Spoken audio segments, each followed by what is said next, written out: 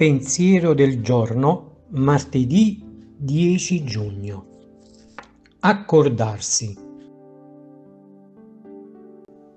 Un ulteriore effetto dell'amore reciproco, vissuto in modo radicale, è l'unità di pensiero. Infatti, l'amore reciproco porta non solo a un unico cuore, ma anche a un'unica mente.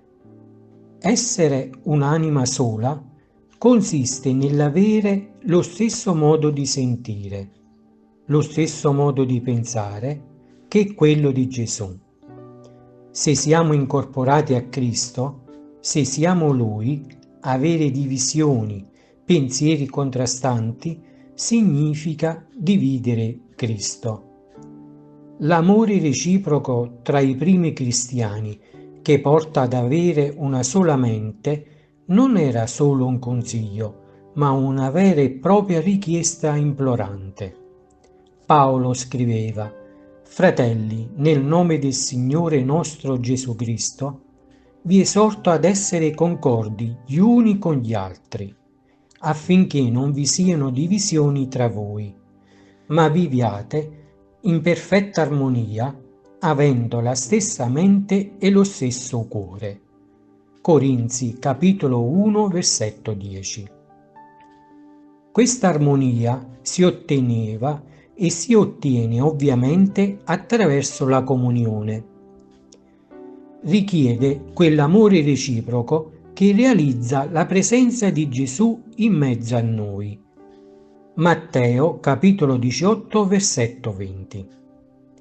Tuttavia, se per raggiungere l'unità di pensiero tra i primi cristiani c'era il rischio di rompere la concordia, era consigliabile rinunciare alle proprie idee perché si mantenesse la carità.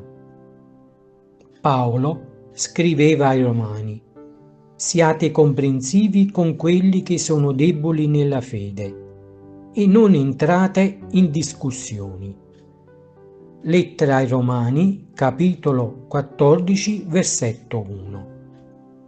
Non voleva che la carità reciproca venisse meno per qualcosa di poco conto, ma per un diverso modo di ragionare. Infatti, una delle qualità dell'amore reciproco che Paolo sottolinea è la tolleranza.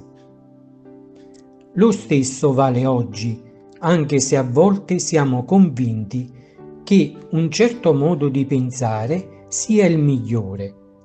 Il Signore ci suggerisce, per salvare la carità di tutti, che a volte è meglio rinunciare alle proprie idee, che è meglio essere d'accordo con chi è meno perfetto che dissentire da chi è più perfetto. E questo cedere, piuttosto che rompere, è una delle caratteristiche, forse dolorose, ma anche più efficaci e benedette da Dio, che mantiene la carità secondo il pensiero più autentico di Cristo, che di conseguenza sa apprezzare il valore. Chiara Lubich, L'arte di amare, Città Nuova, editrice. Ciao, se ti è piaciuto questo video, metti mi piace, dito in alto, e iscriviti al canale. È libero, gratuito e senza alcun impegno. Parola di vita, giugno 2025. Voi stessi date loro da mangiare. Vangelo di Luca, capitolo 9, versetto 13.